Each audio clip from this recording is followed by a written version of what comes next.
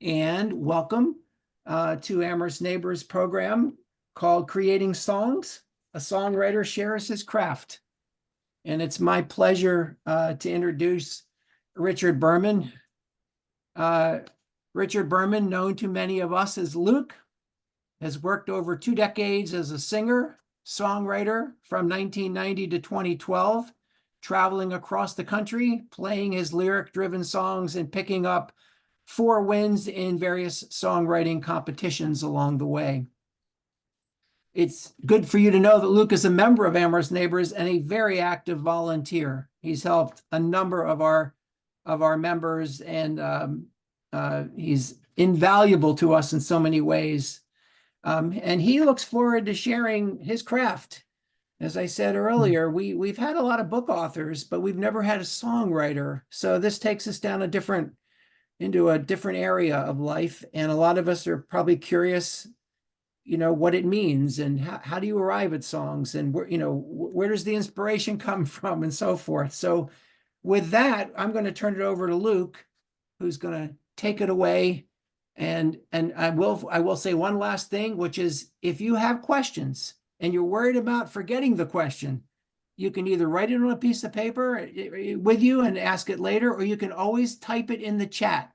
Down on the bottom menu bar, there is a chat, and you can write your questions there because there will be time for that at a later point. Luke, take it away. Okay. Thank you, Larry. I'm seeing you on my screen right now. All right. I want to thank you, Larry, and the program committee for asking me to do this. And I love this chance to share some of my songs and how they became that.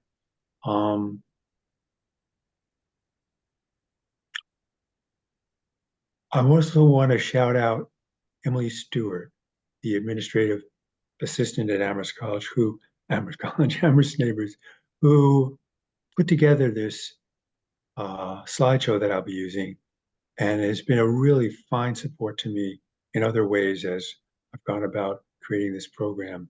So thank you very much to Emily. Also want to thank my wife, who I'm very clumsy with technology, and she helped me get more comfortable using this Zoom. And lastly, I want to thank those of you who are here from Amherst Neighbors for coming. I'm going to be doing 6 songs. By the way, is it possible that, let me see what happens, that I have just you, Larry, in front of me instead of me? What if I do this? Doesn't do it. Okay. Yeah. Again, if you go to the top right under view and hit speaker, you should be seeing yourself, I believe, because you're the only one speaking. Actually, I don't. I see you. Hello? Yeah. No, I still see you. Well, I don't know why you would be seeing me. Or you could go to gallery view and then you would be seeing all your audience if you No, prefer. don't. All right, I'll look at you. So look at me then. Be attentive, Larry, because you are the person I'll be addressing. Okay. I'm going to do a program that has 6 of the songs that I've written and how they came into being.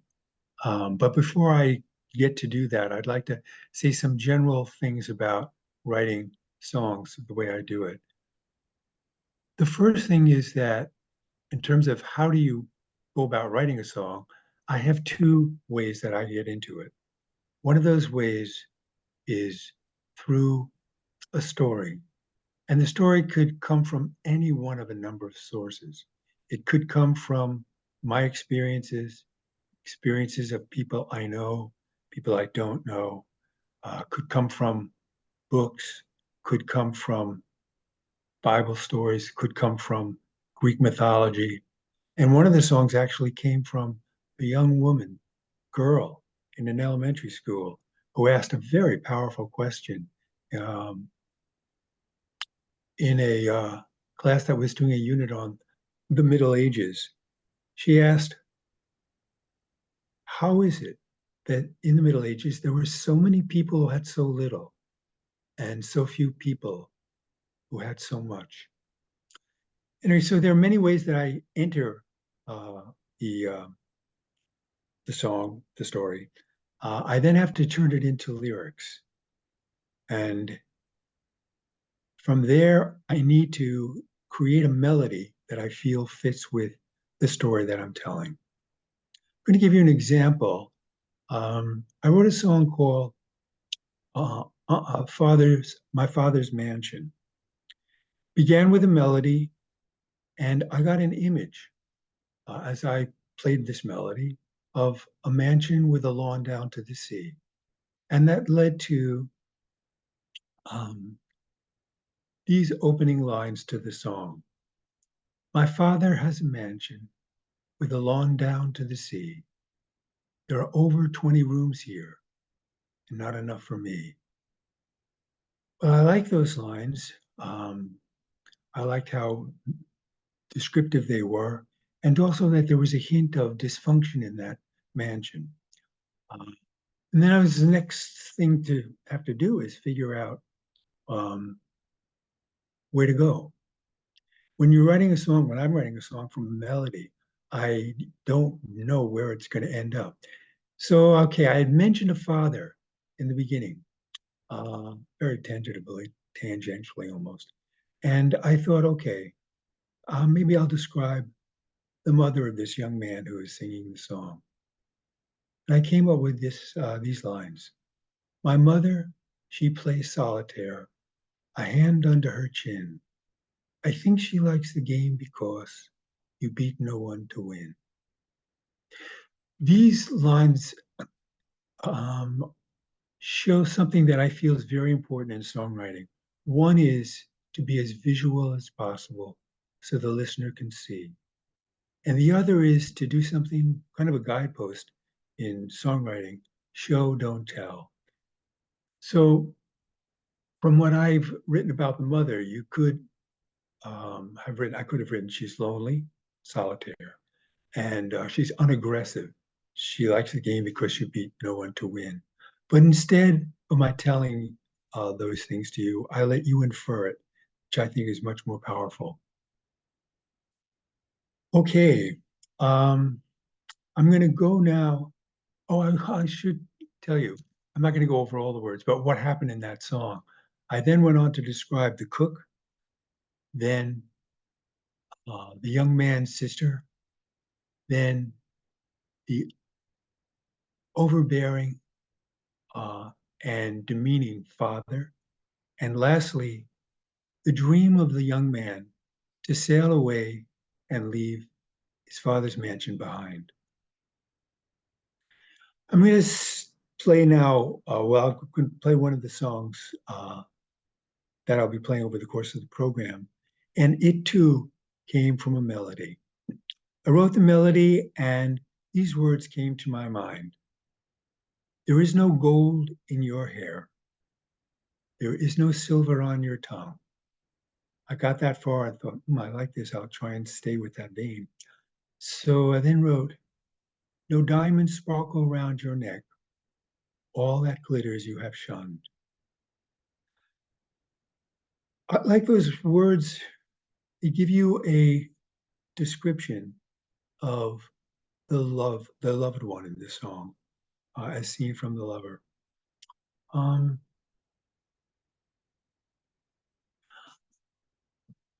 I also don't tell you exactly um, some of the things. It's again an inference kind of situation where um,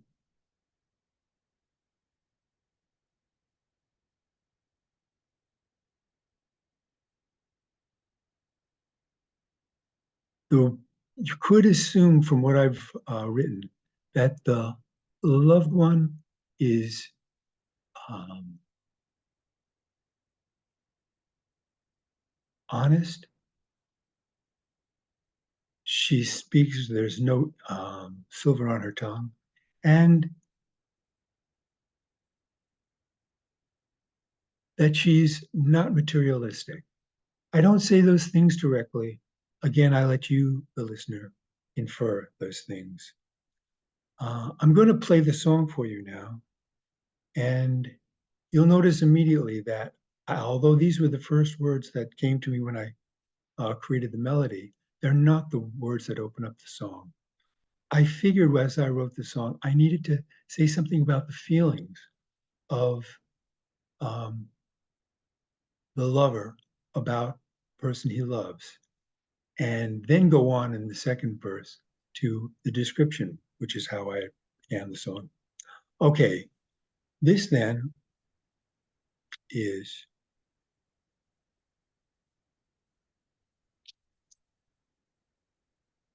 There is no gold.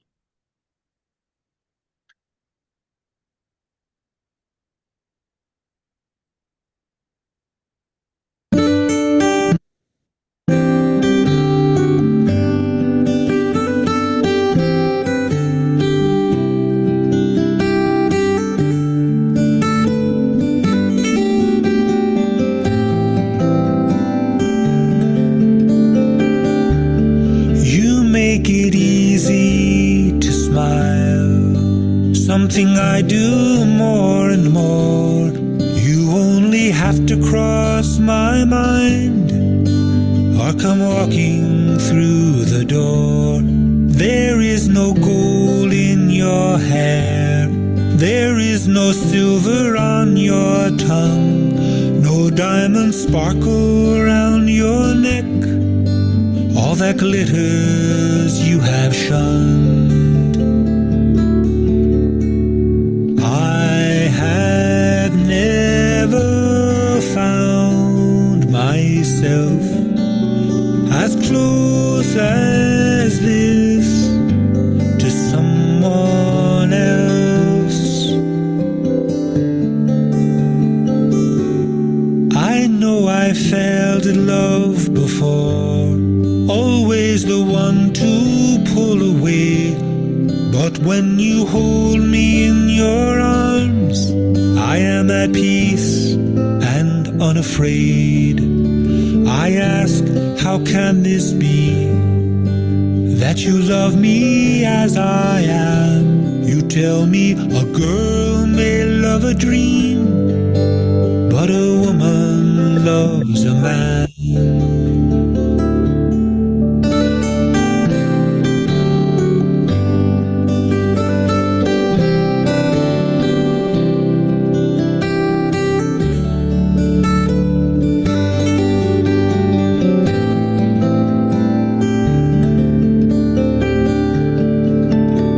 With you, the walls could not go up, that keep my thoughts in and keep out love.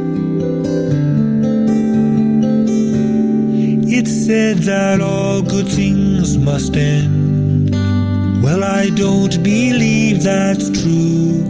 I believe all good things must change, and I believe I'll change with you.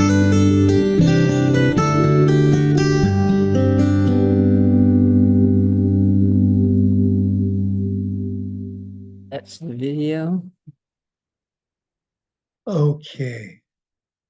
I want to, I've left you off before you heard the song with some thoughts that the lover has about the beloved. Now I want to give you some of my thinking as to where to go after I had gotten that down. I turned to describing something about the lover. And you get the impression that this is a person who has had problems with closeness, with intimacy, always the one to turn away. Um, that's a very real feeling. I've been married for 50 years, but commitment is not an issue for me at this point. But if I go back to my earliest years as person dating, I was one of those people who had a very hard time staying in a relationship. So I have that feeling. Um, and subsequently, I've met many people who not been able to stay committed to get really close to somebody over a long period of time. And I've met people who have been on the other side of that, who have invested in a relationship and the person has pulled away. I think this is a real feeling that we're dealing with. And I feel in writing songs that being real is very important. It makes it easier to sing the song, and it makes the song more memorable, more meaningful to hear. I have moved on from those aspects of this loved one, lover, to his being somewhat doubtful about himself, questioning. So he says, I ask, how can it be that you love me as I am? And then this wonderfully supportive answer by the beloved. A girl may love a dream, but a woman loves a man. Okay.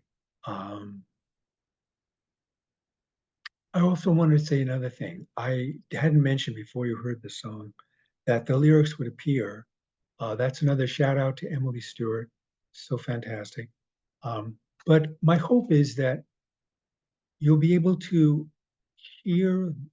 understand the lyrics without needing to see them. That it'll be more like listening to the radio or closing your eyes and following along. But if you like to follow the lyrics and if you feel yourself getting lost at some point, they'll be there. I want to now go on to a song that stems from a story. And the story was one that I heard many years ago, probably 30 or so. It was an email sent to me by a good friend out in California. And the story was very, very powerful, very wonderful. It concerns a Mexican fisherman and an American tourist with a gold Rolex watch, which I think is a very good example of show, don't tell. You know that he's rich, or can assume that. The song itself is a dialogue between the fisherman and the tourist. And a lot of it is really the fisherman explaining his life and the tourist wanting to show him a way to be more successful.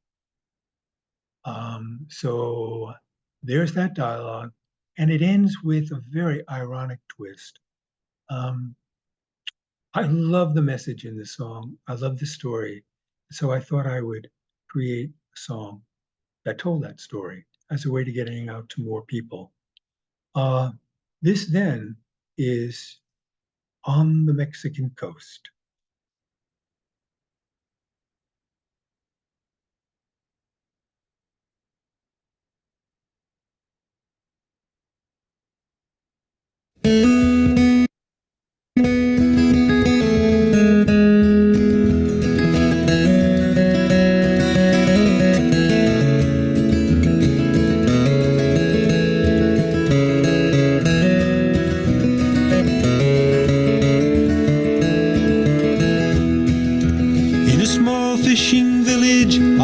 Mexican coast, 10 yellowfin tuna on the floor of his boat. The fisherman gathered them up in a sack, smile on his face, noonday sun on his back. That's a good-looking catch, came a voice from the dock. An American tourist with a gold Rolex watch. Did it take a long time to bring in that haul? The fisherman looked up, no, not long at all. And if you fish longer, the American mused, seems you could catch more with ease. The fisherman climbed out of the boat with his sack. I have enough for my needs. And what do you do with the rest of your time? The American's watch gleamed in the light. The fisherman turned his gaze to the sea, looked back as he lowered the sack to his feet. In the mornings I'm in my boat fishing, then it's home to Maria, my wife. We have lunch, then take our siesta, then I play with the kids for a while.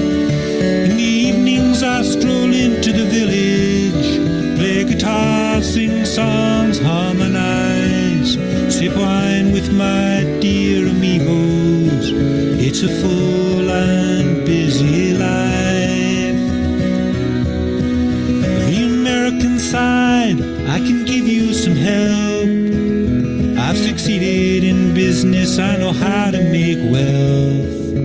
If you were to fish longer, set the money aside, you could save till there's a second boat you can buy. Keep saving and buying till you own your own fleet, then you buy up your own canning plant. Mexico City, LA, then New York, you'd move as your empire expands. How long would this take? The fisherman asked. Oh, 15, 20 years will have passed. What then, asked the fisherman, what happens next? Ah, then comes the part that I love the best. When the time is right, you'll announce to the world an initial sale of your stock. And when the shares are sold, you'll be a rich man. Millions is what you'll have got. Millions, the fisherman picked up his sack. And then, what comes after that? The Americans scan the sea in the boats. You retire to a village on the Mexican coast, where you start off your day with some fishing. Come home to Maria, your wife. Have lunch, then take your siestas, then play with the grandkids a while. In the evenings you'll stroll into the village, play guitar, sing songs, harmonize, sip wine with your dear amigos. What more could one ask for from life?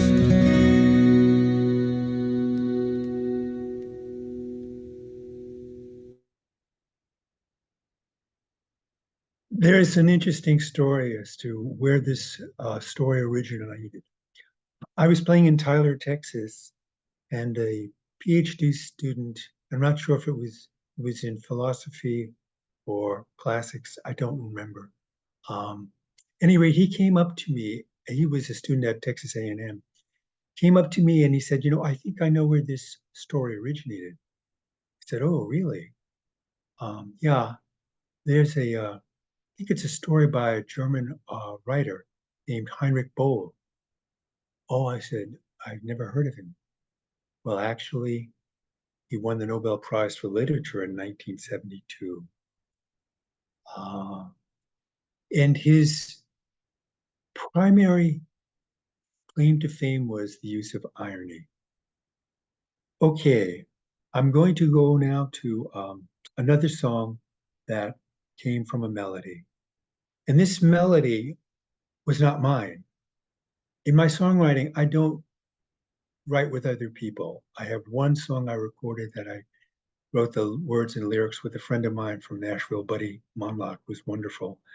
And this melody, I wrote the lyrics to the song, but the melody was from a wonderful guitarist. He's stellar. His name is Max Cohen. And probably 35 years ago, he played this instrumental that he had written and called Martha's Vineyard. Well, I fell in love with that instrumental, and I asked him, would it be okay, Max, if I tried to write words to it? And he said, sure. And so I did. I worked at it and I failed. I couldn't do it. Fast forward, maybe 15 years. And Max came to our house with his guitar, and my daughter, who knew the song, the melody, Martha's Vineyard, asked Max to play it. And he did. She fell in love with it again. I fell in love with it again. And once again, I asked Max, would it be okay if I tried to write lyrics for the song? He said, absolutely. And I had Max record it for me. And intermittently over the next 6 months, I worked at the lyrics. I once went to a workshop on songwriting in which a person said, if you're going to ask people for 3 minutes of their undivided attention, you have to be willing to put in a month. Well, this was much more than a month, but eventually I did finish the song. The inspiration for putting words to the music were the image of my brother-in-law at the wedding of his oldest child, a son, and me watching him watch his son dance with his new bride at their wedding. And I wondered what was going through my brother-in-law's mind. And that made me think about what I might think about when my daughter got married and I watched her. So these were the thoughts I was going through when I wrote this song. I didn't realize that Max's melody was actually a waltz. So the idea of writing a song, The Wedding Dance, seems quite appropriate. Okay, I'm going to now give you a chance to hear this song.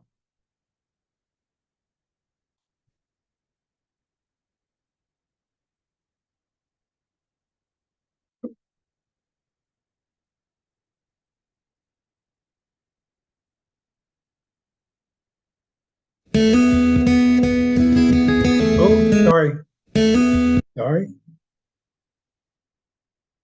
There we go.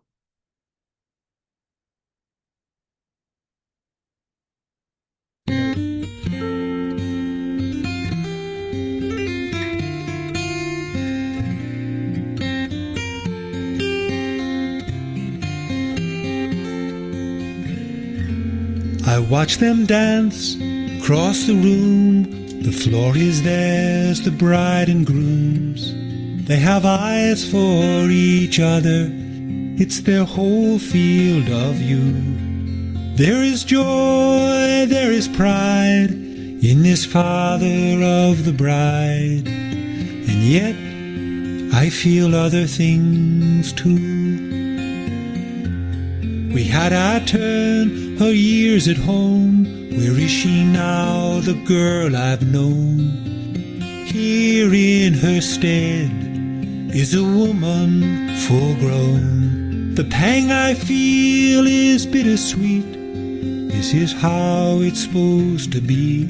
She's moving on to a world of her own. The young lovers dance, but that's not what I see.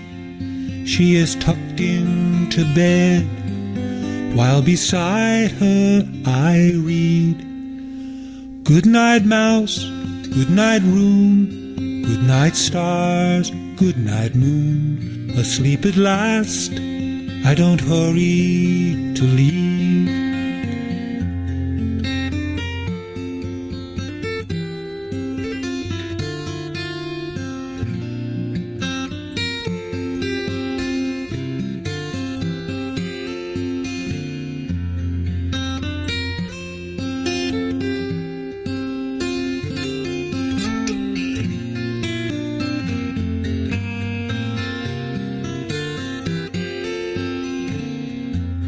The music plays, I'm well aware. Good times like these are brief and rare. Surrounded by those for whom I most care. One more pang, I close my eyes. I see my dad as real as life. I know he'd have loved to be here. Somebody's hand slips into mine, familiar and warm.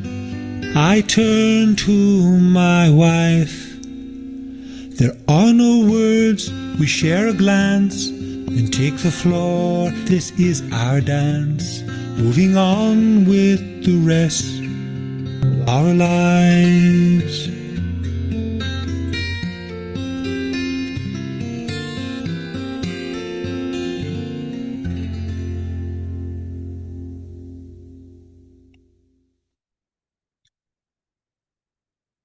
I did not play the guitar in this. This was Max doing his Martha's Vineyard um, melody. I'm going to go on now to another story song. That is one uh, that came from a story, and this is the story of Oedipus. Many of you may know the story, but may have forgotten parts, and some of you may never have heard it. But I'll quickly, hopefully, get us up to speed as terms of the story. Oedipus was born under an oracle from the Delphic oracle, and he was fated, according to the oracle, to kill his father and marry his mother. Well, this did not sit well with the king of Thebes, the city-state that Oedipus was born in, and the king had him taken outside the city walls and hung up by heels from a tree. Well, a courtier from the city-state in Greece of Corinth happened to go by and heard this infant crying, cut him down, and took him to the court of Corinth, where the king and queen raised Oedipus as their son. But when he was an adolescent, he got wind of this prophecy that he was going to kill his father and marry his mother. And thinking that these were the king and queen of Corinth, he fled and headed toward, of all places, Thebes. On the road to Thebes, he had an altercation with a charioteer who was trying to shoo him off the road. And that altercation led to a fight. Oedipus ended up killing the charioteer and his passenger, who was the king of Thebes.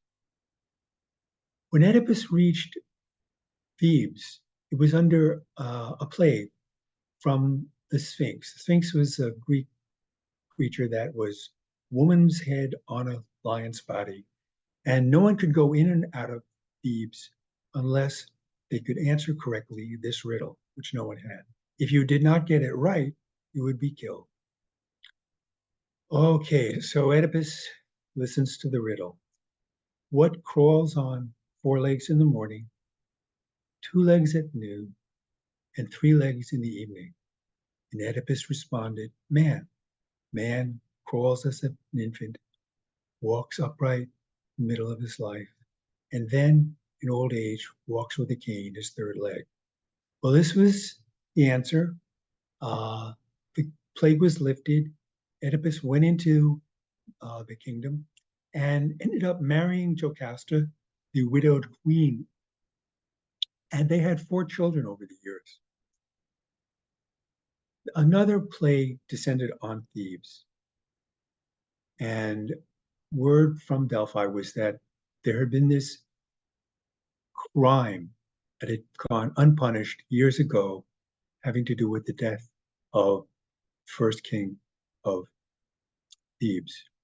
Well, as king, Oedipus felt he needed to find out, get to the bottom of this mystery, this problem, and he did work assiduously to figure out what happened, talking to many people, and it came to light that there was no way around it. He, in fact, had killed his father and was married now to his mother. Okay, my song will take you past that to see a little bit about what happens after this discovery. But I decided to tell this story as a humorous song. Why? Well, actually, my daughter had said to me, Dad, you have a lot of serious songs. You know, let's add some humor, a little more humor to your evenings. And so for whatever reason, I thought, well, I'll try something as tragic as this story and make it into a humorous song, which I have tried to do. And you will now hear my version of Oedipus.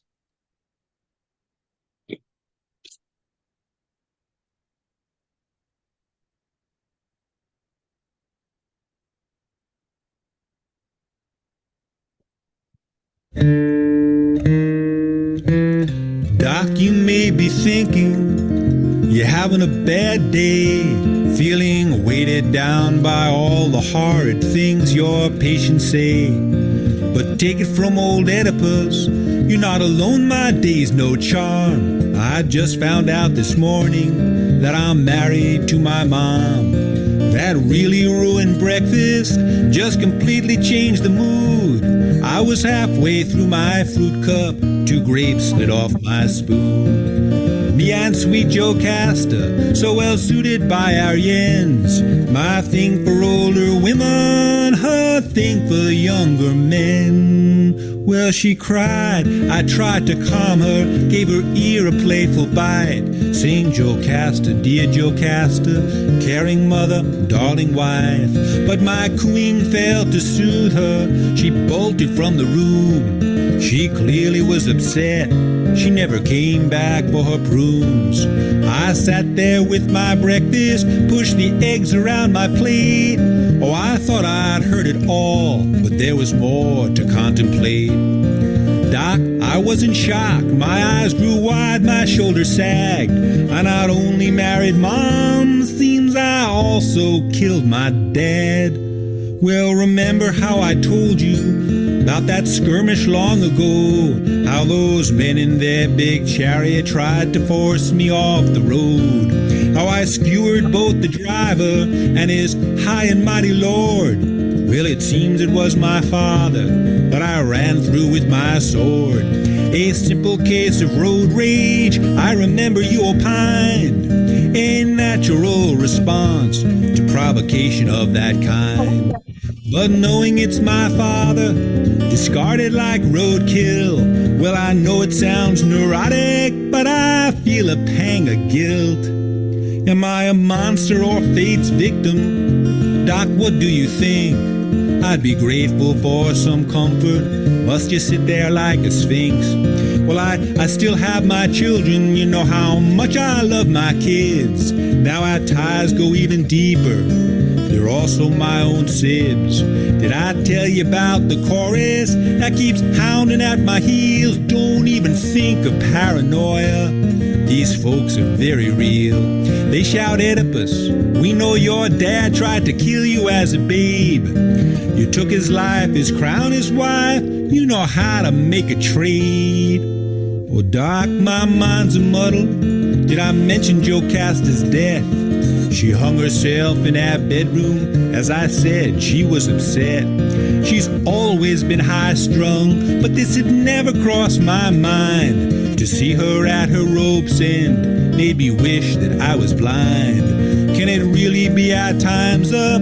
Seems like we just began. Oh, it's hard to leave this couch and go and face the world again. But that woman in your waiting room makes me feel I'm not alone. The one who's got those snakes for hair, she's got problems of her own.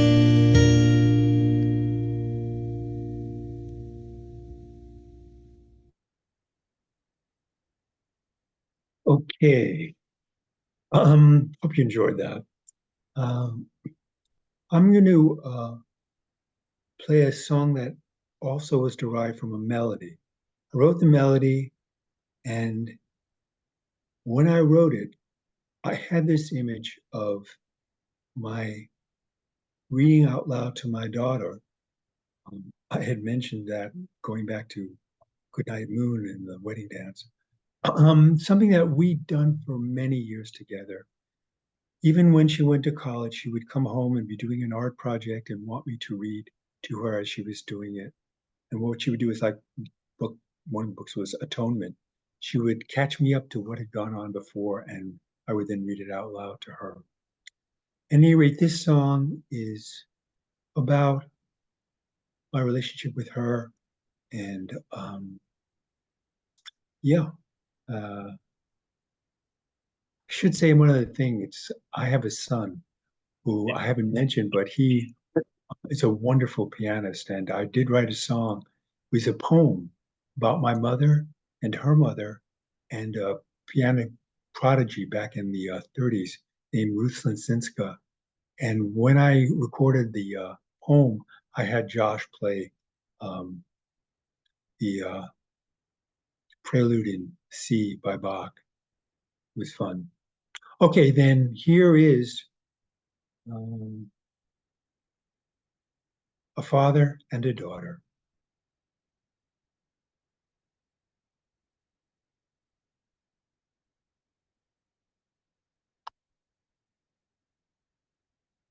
Oh, sorry. Sorry. Got to move this. Here we go. Technology.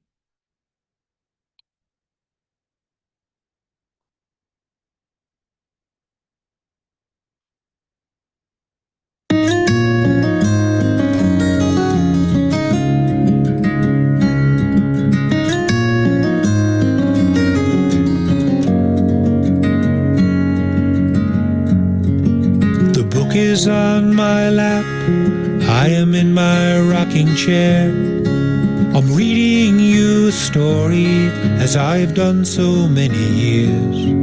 You're sketching as you listen. At times I glance your way. My daughter, now in college, come home for this brief stay. Tonight I wish the time were like this rocker, moving back and forth, not moving on. I know that every story has an ending.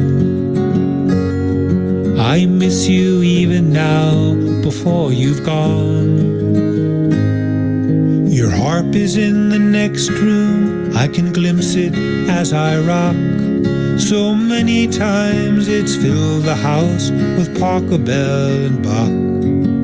That seldom happens now. It mostly stands alone. The harp makes gorgeous music, but only when you're home. Tonight I wish the time were like this rocker, moving back and forth, not moving on. I know that every story has an ending. I miss you even now, before you've gone.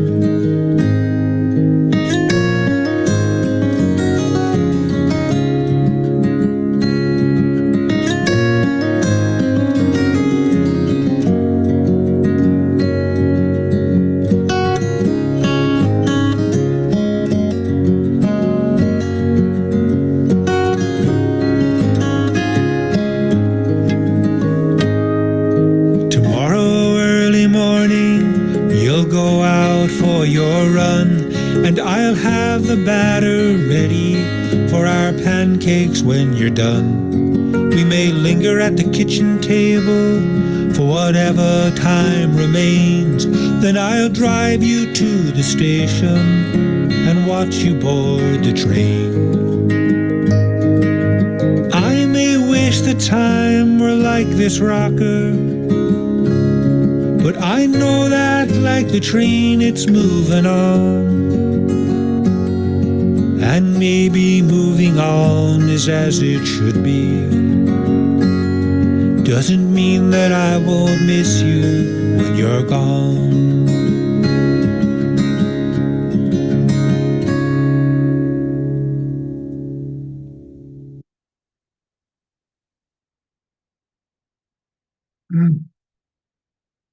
I'm having problems. There we are.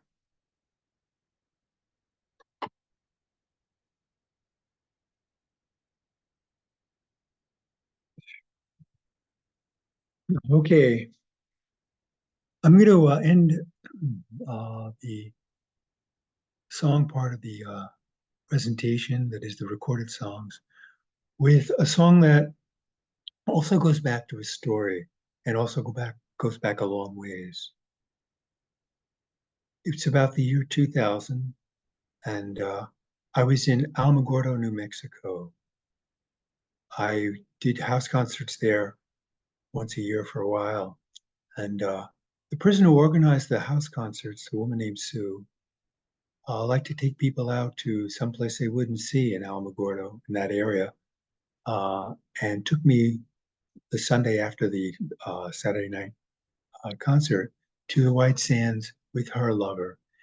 I'd known Sue for a while, and this was the first serious relationship that I was aware of And her lover was a woman named Verla. And on our way back from the White Sands to go to have lunch in Alamogordo, I asked if we could stop at a Walmart. My watch had stopped working, and I thought I would get a cheap one there, and um, yeah, I would need it for the rest of my performances, etc. So they said sure. We went to Walmart's, and I bought the watch. And on our way out, Burla and Sue were in front of me, and in a burst of enthusiasm, Burla took Sue's hand. And I happened to be watching this from behind, and there was a greeter, one of the in an orange jacket, one of the Walmart greeters, who I observed seeing this. Her face went from shock to anger to an attempt at an officially unmoved mask.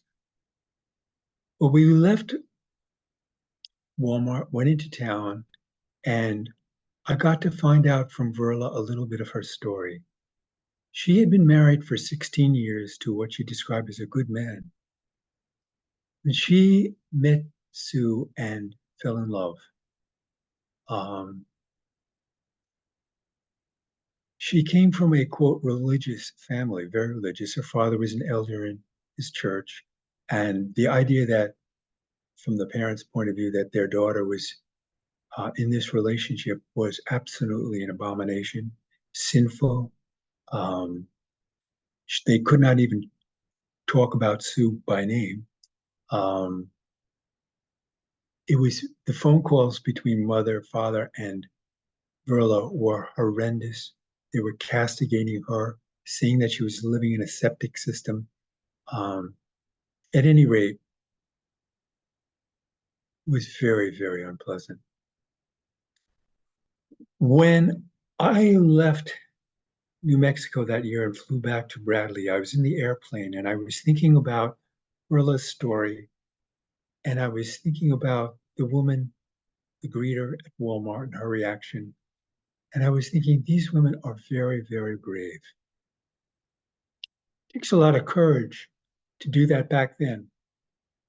And I had this question for myself as I was flying back. You know, if it were me and I were in love with another man, would I have taken his hand in Walmart? I decided to write a song about this, about Verla, Sue, and my reaction. And I did. It was called People Holding Hands. I had Sue and Verla read it through, see if they liked it, which they did, and then I began to perform it. Well, about 10 years later, fast forward, I got an email from Verla getting me up to speed, her relationship with Sue. They hadn't gotten married, they were now living in Seattle. And she wanted at the end of the email to tell me what she said was the most remarkable thing, which was this incredible turn of events regarding her relationship with her parents. Very, very moving. At the end of the letter, the email, she asked me if I would write a song about what had happened in relation to her parents and call it You're Home Now. And you'll understand why when you hear this song. I wrote the song. Then the question was, who's going to sing it? I was working on a CD. I was not well at the time. It was 2000, about 2013, 14, and I couldn't go into a studio. And Max, the person who wrote that wonderful melody, Martha's Vineyard, came and turned my son's bedroom into a studio. And the person to sing it turned out, I asked Sue and Verla if they had any suggestions, and they came up with the name Jamie Anderson. Jamie Anderson was gay. Jamie Anderson had done a house concert for them out in Seattle and was friends of theirs. And it just so happened that I knew Jamie Anderson. We had met in Telluride years before. I was thrilled with this idea, and I got in touch with Jamie. She agreed to do it. She came to the Northeast to do some concerts and stopped into my son's bedroom and sang the song. The piano part was performed in another place. It was in a real studio by a wonderful pianist and person who produced a number of my CDs. His name is Christopher Haynes. I think that's all you need to know at this point. So I'm going to close now. This will be my last song. And then we'll turn it over for questions and answers. This then is You're Home Now.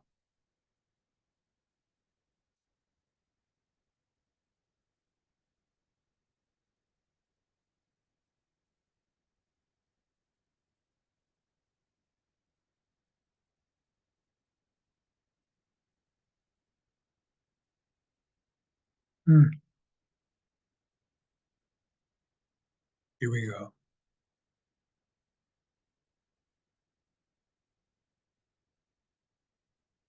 I don't know what happened to You're Home Now. Ah, here comes my support system. Slide, buddy saying slide down. Oh, I think I have to go out. Hang on. Oh, Here, you want to take over? I don't know what. Isn't it in here? Is it in here? Yeah. Ah, there it is. You've done it. Thank you, Buff. This end is your.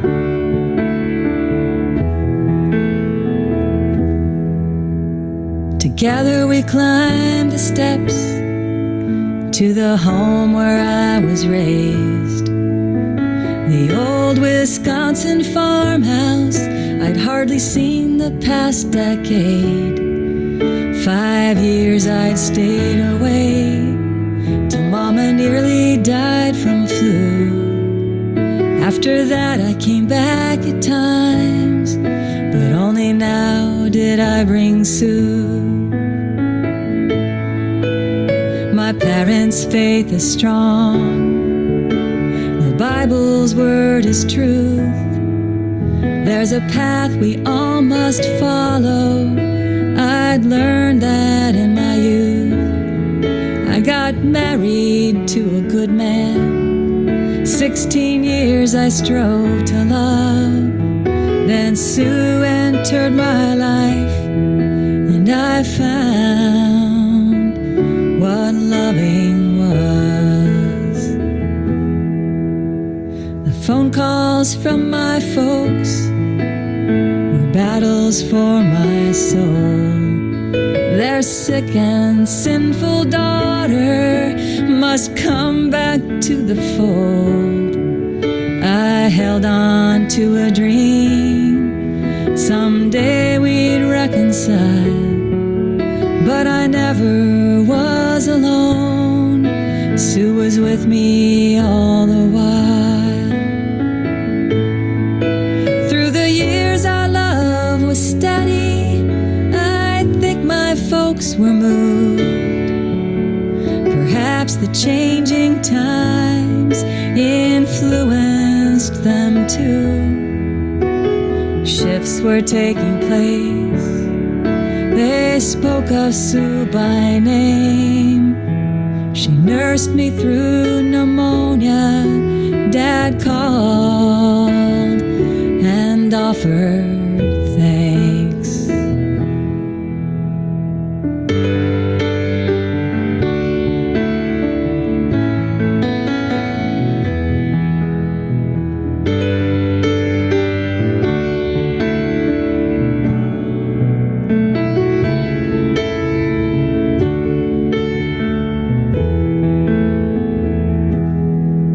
Now we're standing at my folks' door, 10 years after we'd first met.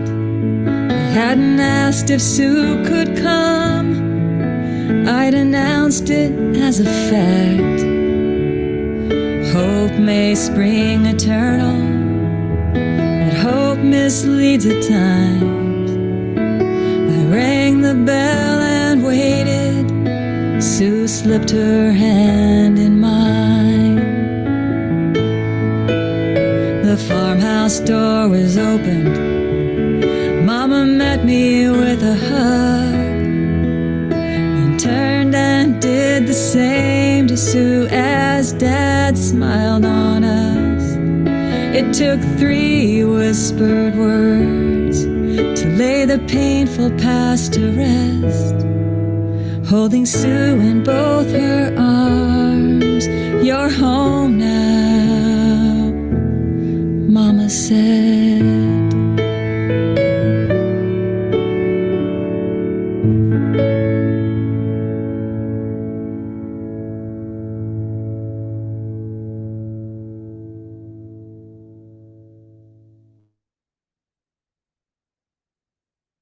Okay.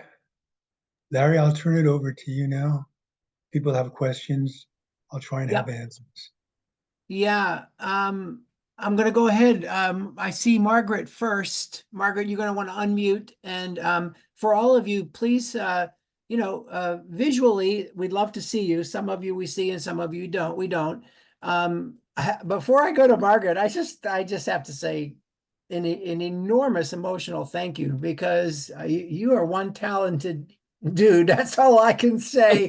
I am Thank you. overwhelmed with emotion from your songs, and it's been quite special. And I look forward to some of the questions and comments that folks have or want to share. Let's start with Margaret.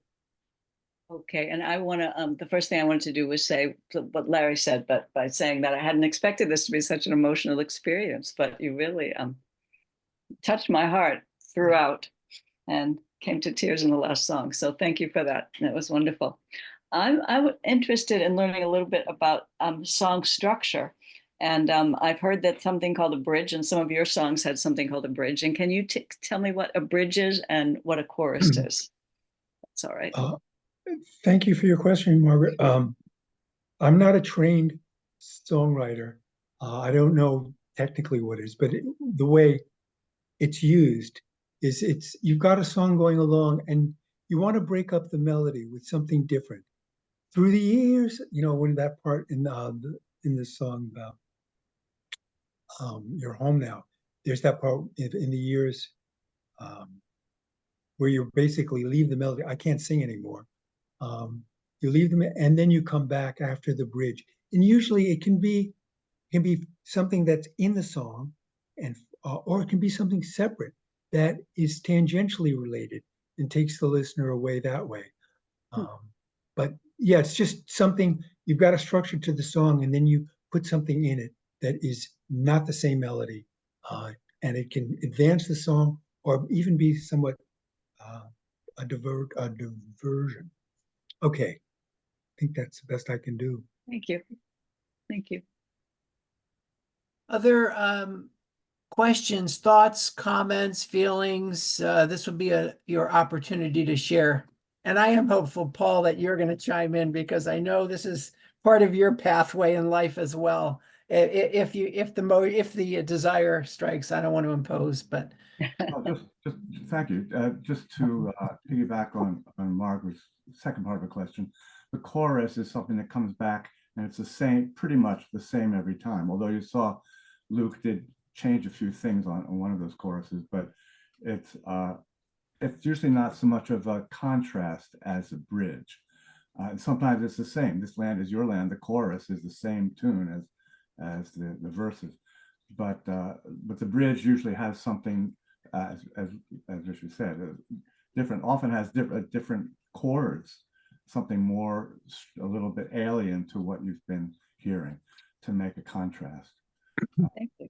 But while I've got you, that last song really moved me particularly, because my daughter went through the same exact experience, or similar experience with the family, falling in love with a evangelical woman from an evangelical family, and they now have been married exactly 10 years.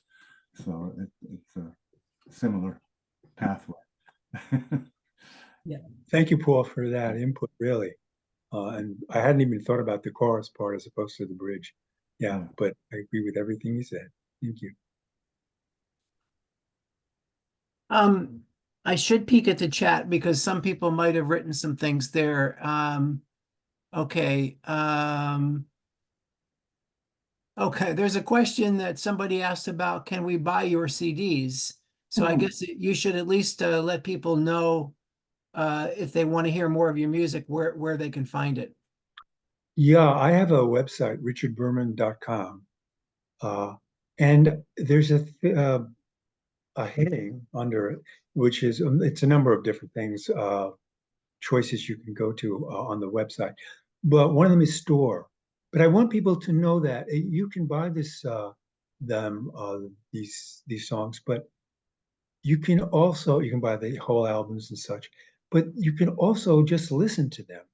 There are quite a few, um, and for no cost. Next to each song, it's done by album. Starts with the most current album, which is Your Home Now, and all those songs are listed beneath that album. And you can just click on any of those songs and for nothing, just hear it if you'd like, or you can buy it, or you can buy the album. Um, so it goes through. There are 7 of them there that are listed with all their songs, and I do encourage people, if you've liked these songs, to try some of the others. Um, thanks for the question.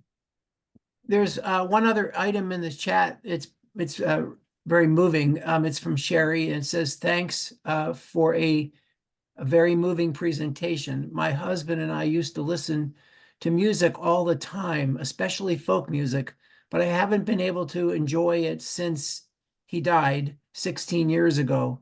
Today was a very special return for me to the joys of music.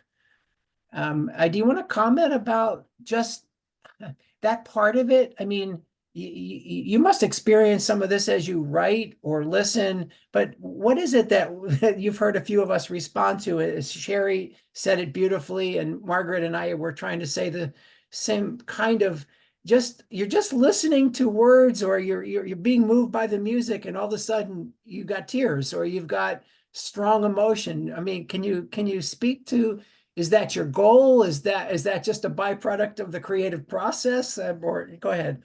No, I do feel, I mentioned earlier, being real is very important to me. Real feelings.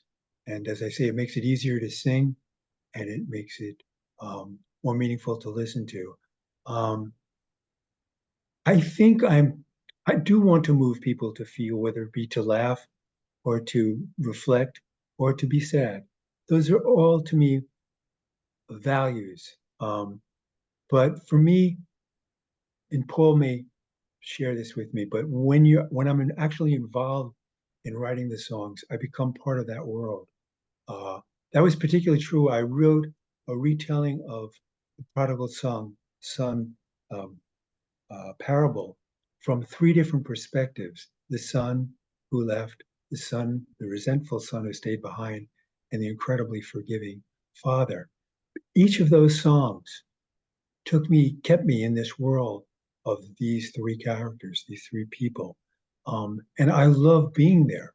So in terms of the pleasures, for me, part of it is when I'm actually writing, just being in the world with whomever, whatever I'm writing about. Thank you.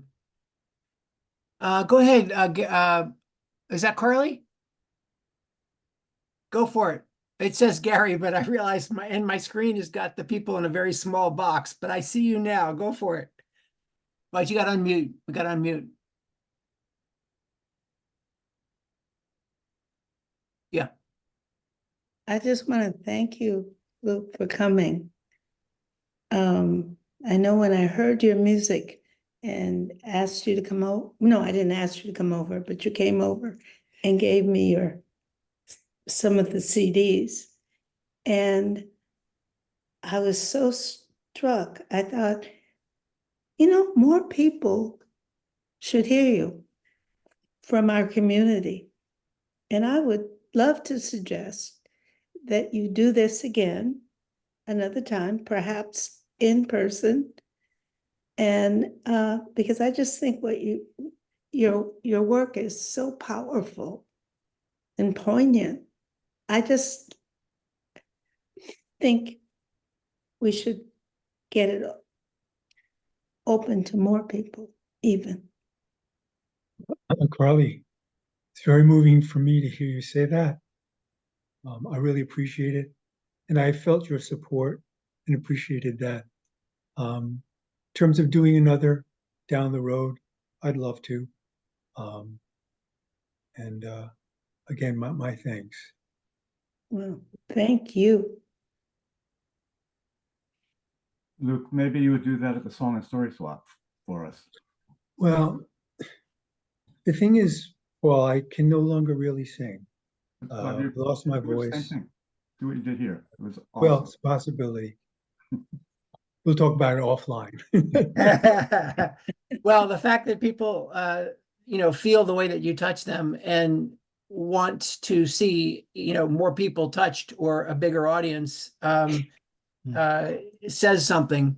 And you should be very proud of the body of work that you've done. And, I had a question early on, but then you kind of answered it because it was like, well, which comes first, the lyrics or the melody? And then I realized it could be either or. I mean, Exactly. the instrumental that moved you so much that you worked at over probably years of time to figure out how to put words to this was incredible. I loved how you took a serious story and made it fun, with the Oedipus song, taking a tragic story, and I'm finding myself laughing, as I'm listening to it, which was I didn't expect, but it was perfect. And then, I mean, I was beyond moved listening to the song about your daughter, father and daughter, and I had to ask the question, was there any connection to Cat Stevens' father and Yeah. son in No. terms of your experience of that song earlier in time? I hate to tell you this. I'm basically live under a rock. I don't know that one by Cat Stevens. So Okay. maybe I should listen to it. It's called, Oh, please do. what's it called? It's called Father and Son. Father and Yeah. Son. Wow. Yeah, by Cat Stevens. Yeah, I love Cat Stevens. Yes. Yeah, I mean, your song He was, for the Tiller Man. Yeah. yes, yeah, exactly. So again, this would be an opportunity for anybody. Some of you we can't see, but we would, if you have any questions, comments, go ahead, the Taubmans. Oh, but you got to unmute. We got to unmute you. Getting that t-shirt. What's this on you? There you go. It Yeah. takes two. Yeah.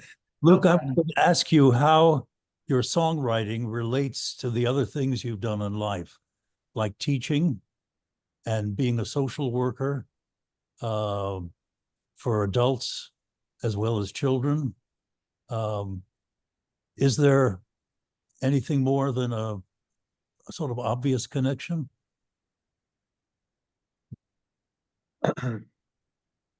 I say,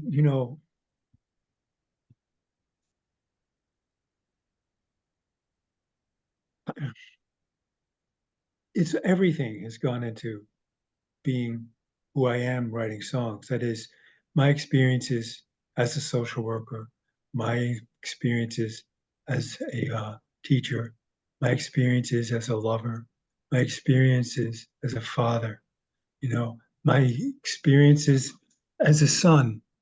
They all go into it. I don't think I could point to any one thing. It's just accumulation of who I am. I had been in songwriting when I came out of college. I had a partner, and I wrote the songs, and he was a fine musician, and he did a lot of the instrumental work. We played two guitars together, and why do I mention him? Just there was this point in my life where I tried to. This is right out of college, almost right out of college, and we could not make a living. And I left songwriting in my late 20s and had to make a living. So that's when I became a social worker. I thought at the time I'll be able to be a father and a social worker and a songwriter. And P.S. my kids did not know that I played an instrument till they were about 9 and 7 years old. Because having been so intensely involved in writing, it was very hard for me to try and do it in a haphazard way.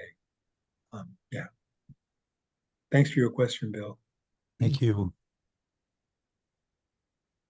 All right, this will be, go ahead, Margaret. Yep, be good. You'll have to unmute again.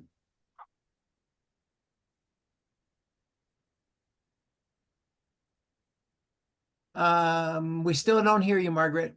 You got to unmute. Yeah, I'm so Yeah. sorry. That's And I okay. get so impatient with other people when they don't catch on. Let's see. Oh, I wanted to tell you that some lines that especially resonated for me in a way that somewhat different, I think, from what you had in mind when you put the song, and that's because my partner has dementia, and I know a now increasing number of women like me whose men have dementia, and so the lines, and some of them are in a support group with me, and the lines, it said all good things must end. Well, I don't believe that's true. I believe all good things must change. Sorry, and I believe I'll change with you. That the changes that come to my mind are anyway, that resonated with me a lot. So thank you. And I also want to say, do you know the funny song that Tom Lehrer wrote about Oedipus? You know, No. Tom Lehrer? I do know Tom Lehrer. Okay, all right. He wrote Mozart had been dead. You know, when Mozart was my age, he'd been dead for 10 years. I didn't hear everything. It's a line from, he's very funny. He's wonderful. He is. No, he had this, you know, when Mozart was my age, he'd been dead for 10 years. Oh, okay. Gotcha. Yes. Yeah. Well, he's got a good one. I think it's called something obvious like Oedipus. Anyone else know that? Or Oedipus Rex? I think it's called Oedipus Rex.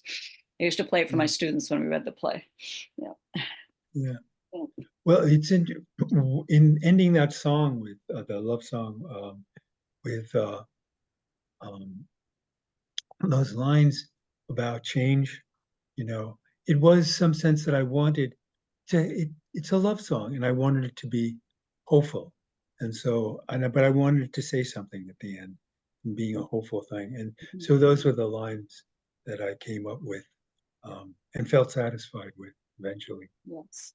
And the way it resonated with me is sort of not so much about hope, but yeah different sorts of ending. Yeah, yes, I mean, just even in getting older, my own experience, you know, there's so much change that goes on that the couple has to adjust to, and the individuals have to adjust to. Yeah. Very true. All right, this will be your last time that I'm going to ask the question. Does anybody have anything else that they would like to share? This would be your opportunity. I hear Paul and maybe Michael. I'm not sure, but Paul, let's start with you. Well, I just wanted to thank you for doing this. It's a, you know, I've been writing songs for 60 years, but I still have more to learn, and and I think we all appreciate what you gave us today. It's fabulous. And I was going to say something else, but I forget what it was. There's also PDQ Bach did a whole oratorio called Oedipus Tex, as if he was a Texan. Anyway, a lot, and for everybody, you mentioned Christopher Haynes and Max Cohen. I've worked with both of them, and they're both just unbelievably fine musicians. And Christopher is the accordionist for the Heart. Young at Heart. Young at Heart. Thank you. I'm not so young myself. Forgetting is right up my alley. Anyway, I wanted to ask you, have you written any songs recently? No, I have not. Actually, I shouldn't say that. Buddy Monlock, who I mentioned, he's come up here twice from Nashville, and we've written another song other than the one that I recorded, which he then recorded. And he came up 2 weeks ago and we wrote another song. He's the only person that I can do that with. He has a very similar feel about word, sensibility about words. He cares about them tremendously, as do I. But no, on my own, it's sad. I mean, as I say, one of the ways to get into songwriting for me is through the melody. And I've written many melodies since I had to stop performing, which goes back to about 2012, with one exception in 2014. I haven't been out to play at all, which also probably affects my desire to write. In that, you know, if I'm never going to get to share them, makes it harder. But I've forgotten, by the way, now where I was going with this. So I join you, Paul, in forgetting. Well, Okay. I'm still writing it, if only you with a partner. Michael Yeah. Childs has the final word. Luke, you are such a sensitive man, and I just want to say thank you very much for sharing those songs. And also, is it right to think that you have a little experience, and then you sit with that experience for some period of time, sometimes a short time, a long time, and the experience interacts with your own experience with life, like when you're watching the two women in Walmart. It's like, and then it interacts with who you are as a person, and all the sensitivity of the encounter in a song comes out and it gets fleshed out in some way in the lyrics. And it becomes like it's a poem. It's just a beautiful poem. And then your voice is beautiful too. So the thing is it's just alive. It's really good. Thank you so much, Michael. I appreciated your support over decades, you know, very much. In terms of, I don't know how long it is between an experience and writing about it. I think it really is varied for me, you know, from song to song. That's, I don't know, some of them will occur very quickly after an experience. And some of them maybe, you know, a melody evokes it. I didn't even know I had that experience. And then one of those things where, oh my God, you know, as I say, I write on the guitar, but I was at the piano once. I'd come back from California, and I don't play piano, but I noodled out a melody, and all of a sudden, you know, was a big fire out in Oakland. Annie drives me round to see. No more big homes on the hillside. I can't even remember. No more eucalyptus trees, or somebody in the back. The point is that there was one where I had no idea I experienced something I'd write a song about, but it was really a retelling about my trip to California. There had been these big fires out. I think they were in the, I can't remember. It might have been the early 90s, even earlier. I can't even remember. But I had been playing out there, and it's just a long story behind it. But anyway, yes, whatever. Again, my mind has just left me. Where are we? Help. No, you're doing great. Thank you. Listen, it's a huge thank you from Amherst neighbors, and really from all of us. You know, there's two people on some of these boxes, and about 20 people enjoyed this thoroughly. And so a very heartfelt thank you for sharing. And, you know, between that and the work that Emily did at the early on to help kind of deal with the technical piece of playing music and everybody being able to see the words and all of that working together. I think you've got something. You've got a story to tell, many stories to tell. And I hope you will consider ways of sharing that down the road. I know Paul has one in mind, but there may be others. So thank you. Thank you very much. Well, and I want to thank you, Larry, yeah. For inviting me, for thinking this might be something to share with the Amherst neighbors community. Yeah. So thank you, and thank you to your committee. And again, a big thanks to Emily, and a big thanks to my wife. And for those of you who stayed and listened, thank you. Yeah. Everybody have a great evening. And Wow. enjoy this beautiful San Diego kind of weather that we seem to be having. Take it all in. Happy autumn to everybody, and have a wonderful night. Thank you so much. Bye-bye. Yeah. Bye. you. Take care.